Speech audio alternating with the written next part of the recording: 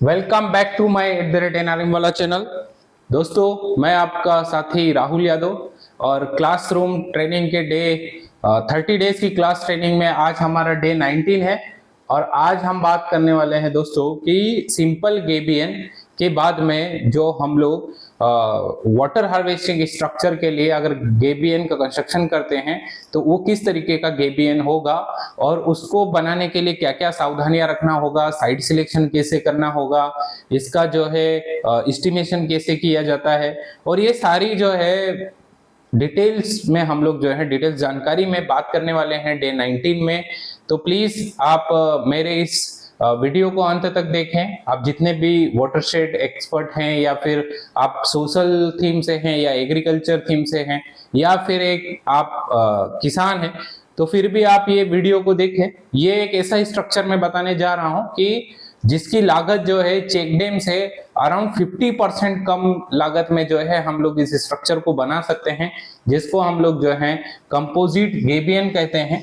इसको जो है कंपोजिट गेबियन को कैसे बनाया जाता है, तो ये सारी जानकारी जो है आज हम एनआरएम वाला चैनल के माध्यम से जानने वाले हैं। तो डे 19 में फिर से मैं आपका स्वागत करता हूं। प्लीज मेरे इस चैनल को सब्सक्राइब कीजिए, वीडियो को लाइक कीजिए, शेयर कीजिए और अपने फ्रेंड सर्कल में भी भेजिए ताकि जो है उनको ज्यादा से ज्यादा जानकारी मिल सके। तो दोस्तों, अगर एडवांस कंपोजिट गेबियन की बात करते हैं तो हम ये देखते हैं कि सबसे पहले हमारा साइट सिलेक्शन कैसे होगा। तो साइट सिलेक्शन करते समय हमें क्या क्या चीजों का ध्यान रखना होगा। नंबर 2, इसका जो है ऑब्जेक्टिव्स क्या होगा इस गेबियन का, क्योंकि हमने सिंपल गेबियन का ऑब्जेक्टिव देखा जो रन ऑफ को रिड्यूस करता है और सॉइल को जो है सॉइल कंजर्व करता है और मॉइस्चर क्रिएट करता है, मॉइस्चर कंजर्वेशन का काम करता है। तो इसी तरीके से हमारे जो कंपोजिट गेबियन का क्या ऑब्जेक्टिव्स होगा वो हम बात करेंगे। तीसरा, हम बात करेंगे कि इसका लेआउट कैसे होगा, और लेआउट के साथ साथ जो है हम लोग बात करने वाले हैं लेआउट के बाद में कि इसका एस्टिमेशन कैसे किया जाएगा और इम्प्लीमेंटेशन कैसे किया जाएगा। तो ये जो है हम लोग सारी जानकारी जो है इस वीडियो के माध्यम से जो है जानेंगे। इम्प्लीमेंटेशन कैसे किया जाएगा, एस्टिमेशन कैसे किया जाता है, लेआउट डालते समय हमें क्या क्या चीजों का ध्यान रखना होगा, ऑब्जेक्टिव्स और साइट सिलेक्शन। तो हम बात करते हैं दोस्तों ऑब्जेक्टिव्स की। तो ये सबसे पहले जब ऑब्जेक्टिव्स की बात करेंगे तो जैसे आपने देखा होगा कंपोजिट गेबियन को, तो कंपोजिट गेबियन सिंपल गेबियन का एक एडवांस जो है स्ट्रक्चर है। आप सिंपल गेबियन में जो चीजों का ध्यान रखते हैं उससे थोड़ा ज्यादा आपको सावधानियां रखना पड़ेगा कंपोजिट गेबियन में, क्योंकि इसका स्ट्रक्चर डिजाइन जो होता है वो इज लाइक चेक डैम की तरह होता है। और तो चेक डैम की तरह होता है, इसका मतलब क्या है कि ऑब्जेक्टिव्स भी कुछ सिमिलर ही होगा। तो कंपोजिट गेबियन जो है ये रन ऑफ को रिड्यूस तो करता है, रन ऑफ रिड्यूस करता है, पर साथ साथ जो है वाटर हार्वेस्टिंग का काम भी करेगा। तो वाटर हार्वेस्टिंग का काम कैसे करेगा, आपको लग रहा होगा कि एक गेबियन कैसे वाटर हार्वेस्टिंग का काम कर सकता है। तो इसीलिए जो है हम लोग आज ये वीडियो को देखेंगे कि किस तरीके से काम करेगा, वाटर हार्वेस्टिंग का काम करेगा। तो वाटर हार्वेस्टिंग का यदि काम करता है तो इसका मतलब क्या होगा कि इरिगेशन एरिया बढ़ेगा, और इरिगेशन एरिया जो है इंक्रीज होने पर जो है आपका सोइंग एरिया बढ़ेगा, कल्टीवेशन एरिया बढ़ेगा और आपका प्रोडक्टिविटी भी अच्छा होगा, कल्टीवेशन एंड प्रोडक्टिविटी। तो क्या होगा कि बेसिकली अगर हम डेफिनेशन की बात करें तो the main objectives of the composite gabion to reduce the run off and increasing the water harvesting, increasing the rabi area is like irrigation area and cultivation area and enhance the productivity। तो इस तरीके से इतने components जो है आपके composite gabion में cover होने वाले हैं। तो बड़ा ही मजेदार ये स्ट्रक्चर है, बनाने में भी बहुत इंटरेस्टिंग स्ट्रक्चर है और साथ साथ जो है कॉस्ट भी काफी कम है। तो इसलिए जो है हम लोगों को कंपोजिट गेबियन जो है प्रमोट करने की ज्यादा से ज्यादा जरूरत है, क्योंकि इसको क्या है एक नॉर्मल आदमी भी इसको जो है एफोर्ड कर सकता है, अफोर्डेबल है। तो इसलिए जो है हम लोग ये बना सकते हैं। अब दूसरा बात करते हैं कि साइट सिलेक्शन करते समय जो है हम क्या क्या ध्यान रखेंगे। तो इसका जो है गेबियन में हमने देखा था कि 8 to 16% के स्लोप पे फर्स्ट ऑर्डर स्ट्रीम में हम लोग इसका कंस्ट्रक्शन करते हैं, बट यहाँ थोड़ा सा चेंजेस होगा। ये हम जो है इसको जो है सेकेंड ऑर्डर थर्ड ऑर्डर की स्ट्रीम में हम लोग बनाएंगे, थर्ड ऑर्डर की स्ट्रीम में बनाएंगे। ये हमारा पहला साइट सिलेक्शन का क्राइटेरिया है, थर्ड ऑर्डर स्ट्रीम प्रीफर करेंगे। दूसरा हम क्या करेंगे कि जो स्लोप है वो स्लोप परसेंटेज हमारा जो है, हमने उसमें ये देखा था 8 to 16% का स्लोप था, बट हम जो है इसमें 0 to 5% के स्लोप पर हम लोग बनाएंगे। जैसे चेक डैम बनाते हैं वैसे ही हम लोग जो है इसका क्राइटेरिया प्रीफर करेंगे। शोल्डर जो है क्या होना चाहिए, shoulder should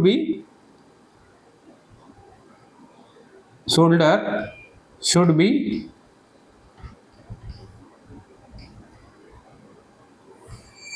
higher as compared to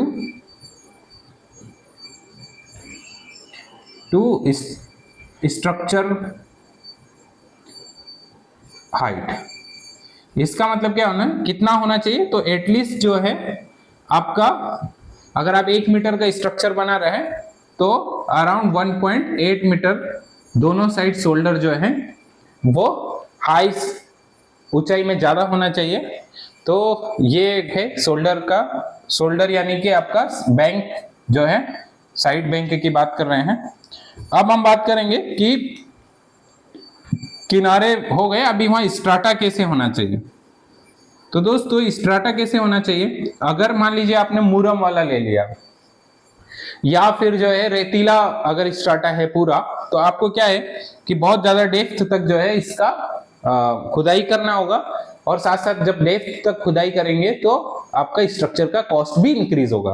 तो हमें क्या करना होगा साथियों कि हमें ऐसा साइड देखना होगा, ट्रायल पिट करके आप देख सकते हैं, चाहे रेक्टेंगुलर या सर्कुलर ट्रायल पिट करते हैं 1 by 1 का, और वहां पर ये देखिए कि एटलीस्ट 1 मीटर, एटलीस्ट 1 या 1.2 मीटर के बाद में जो है हार्ड स्ट्राटा हमको मिल जाना चाहिए।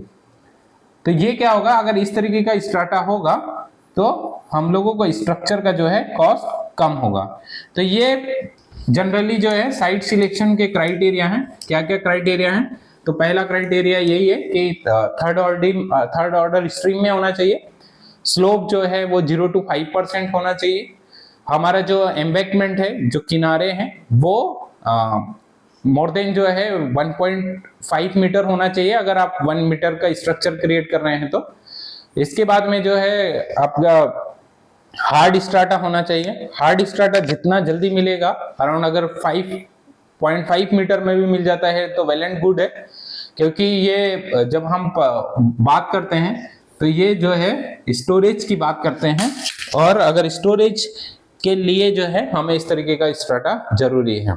लेआउट की बात करेंगे और कॉस्ट एस्टिमेशन की बात करेंगे। तो सबसे पहले जो है मैं आपको इसका डायग्राम बता देता हूं, ये किस तरीके का स्ट्रक्चर होता है और ये कैसे बनाया जाता है। तो दोस्तों मैं आपको समझ में आ जाएगा, लेआउट भी आप देखेंगे।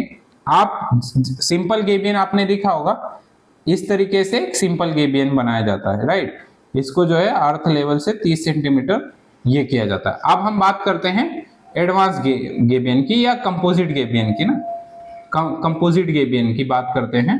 तो कंपोजिट गेबियन में क्या करना पड़ेगा, हमको सबसे पहले ये देखना होगा कि हम दोनों एंगल से देखते हैं, इसका एक क्रॉस सेक्शन भी देखते हैं और इसका टॉप व्यू भी देखते हैं। तो टॉप व्यू में क्या दिखेगा हमको दोस्तों, और क्रॉस सेक्शन में क्या दिखेगा। तो अभी हम बात करते हैं कि मान लीजिए कि ये आपका अर्थ लेवल है, राइट, क्या है GL, जिसको हम ग्राउंड लेवल बोलते हैं, ठीक है। अब बेसिकली यही है कि ग्राउंड लेवल से आपके जो किनारे होंगे वो ऊंचे होना चाहिए, मजबूत होना चाहिए, है ना।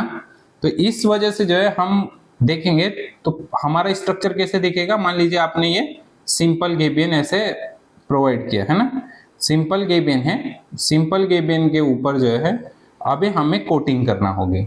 तो कोटिंग अगर करते हैं कंक्रीट का तो ये होगा आपका कौन सा गेबिन, कंपोजिट गेबिन। तो हमें क्या करना होगा दोस्तों, ये ग्राउंड लेवल में हम क्या करते थे, सिंपल गेबिन में 20 सेंटीमीटर जाते थे, हम यहाँ पर भी जो है 20 या 50 सेंटीमीटर ही जाएंगे। कितना, मान लीजिए 50 सेंटीमीटर गए, राइट।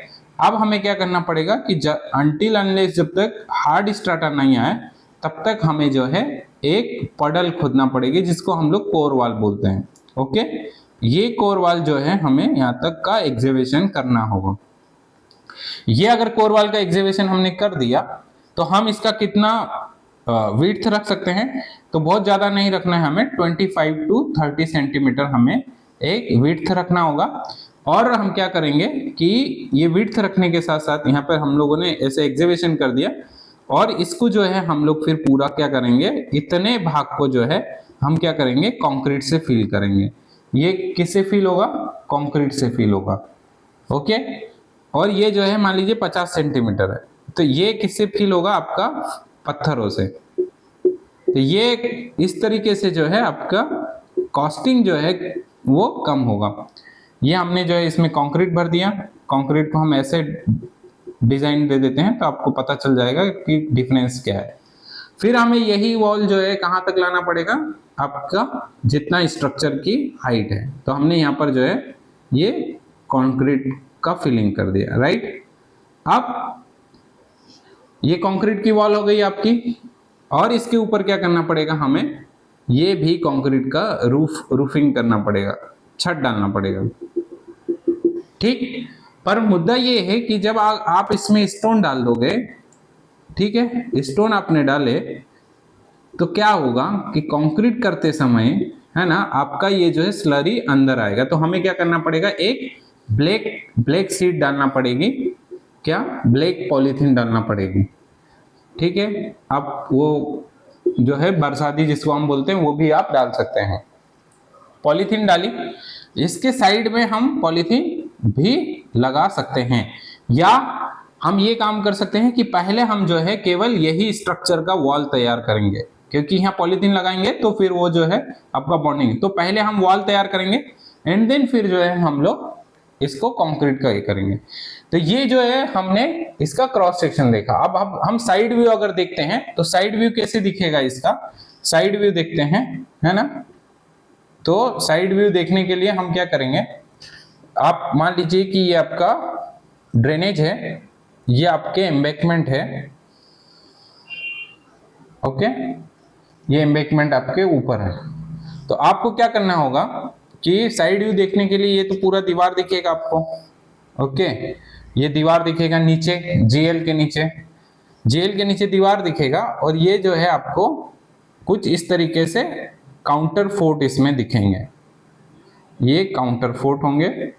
ये जो है आपका साइड वॉल होगा, ओके, ये साइड वॉल होगा, और ये जो है आपका रूफ होगा। तो हमें ये कैसा दिखेगा, ये साइड व्यू ऐसा दिखेगा, आया समझ में। और टॉप व्यू में तो हमें केवल सिंपल सा रूफ दिखेगा उसका। टॉप व्यू में कैसा दिखेगा, तो हमें जो है ऊपर से आप देखेंगे तो ऐसा दिखेगा। मान लीजिए कि आपका ये अप स्ट्रीम है और ये डाउन स्ट्रीम है, तो ये अप स्ट्रीम से डाउन स्ट्रीम तक आपकी साइड वॉल दिखेगी। ये जो है आपका एप्रोन दिखेगा, है ना, ये एप्रोन दिखेगा। ये जो है आपका साइड वॉल दिखेगा। ये एप्रोन के बाद में आपको एक मेन वॉल दिखेगा, ठीक है, साइड वॉल पीछे भी हो सकता है। और यहाँ पर ये मेन वॉल का जो है छत भराई दिखेगी, और ये कुछ काउंटर ऐसे ऐसे तिरछे दिखेंगे, राइट, ऐसे काउंटर दिखेंगे। और ये जो है फिर आपको ये एक्सटेंशन वॉल दिखेगा, क्या होगा, ये एक्सटेंशन वॉल, ये भी एक्सटेंशन वॉल, ये वैसे हो सकते हैं, इस तरीके से आपको काउंटर दिखेंगे। अब मुद्दा ये है, और ये जो है आपको एप्रोन दिखेगी, और ये आपको आपका टो वॉल दिखेगा। तो कुल मिला के सारे कंपोनेंट्स है चेक डैम के। जस्ट ये है कि हमने जो है ये हेड वॉल जो हम 1.5 मीटर या 1 मीटर का बनाते थे, उसको हमने पत्थरों से फिल कर दिया है और केवल जो है कंक्रीट का जो है हमने एक लेयर डाल दिया है इसमें। तो अभी क्या हुआ कि इतना जो है, इतना कंक्रीट का आपका पैसा बच गया है, तो ये कॉस्टिंग इस तरीके से कम होगी। अब काउंटर फुट हमारे कैसे दिखेंगे, तो वो इस तरीके से दिखेंगे जैसे हमारा ये गेबियन का संरचना होगा। मतलब जिस तरीके से गेबियन का हम जब कंस्ट्रक्शन करते हैं तो पत्थरों का पिचिंग करते हैं, उसी तरीके से आपके जो है काउंटर फोर्ट का भी पिचिंग होगा। तो इस तरीके से जो है हम कंपोजिट गेबियन बनाने वाले हैं। तो ये कंपोजिट गेबियन जो है आपका, ये जो है इधर आपका वाटर हार्वेस्टिंग का काम होगा, समझ रहे हैं, ये वाटर हार्वेस्टिंग का काम होगा। तो बड़ा आसान है, बस बनाते समय जो है ध्यान रखना होगा। और इसमें जो है स्टील भी प्रोवाइड होगा, ये जो है बिना स्टील का नहीं रहेगा। आप 50-50 सेंटीमीटर पे जो है आपको स्टील लगाना होगा, और वो स्टील जो है कनेक्टेड होगा कहाँ से, आपका सब स्ट्रक्चर टू सुपर स्ट्रक्चर तक, ये इतने लेवल में आपका स्टील होगा। तो इस तरीके से हम लोग जो है कंपोजिट गेबियन बनाते हैं। उम्मीद करता हूं कि आपको मेरा ये वीडियो अच्छा लगा होगा। प्लीज आप इस चैनल को सब्सक्राइब कीजिए, वीडियो को लाइक कीजिए, शेयर कीजिए। Thank you.